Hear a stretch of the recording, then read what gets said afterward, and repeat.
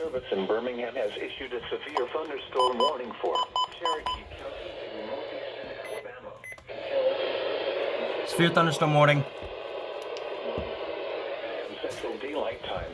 Severe thunderstorms were located along a line extending from near Crossville to near Glencoe, moving northeast at 40 miles per hour. Hazard, 60 miles per hour wind gusts. Source, radar indicated. Impact, expect damage to roofs, siding, and trees.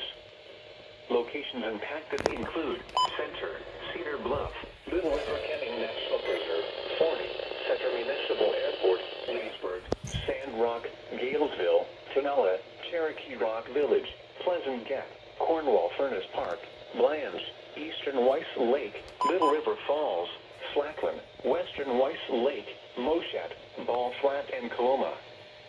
For your protection, move to an interior room on the lowest floor of a building.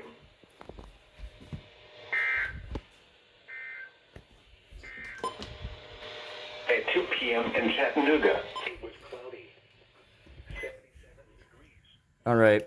So I literally just got home and we already are getting an SVR. Perfect.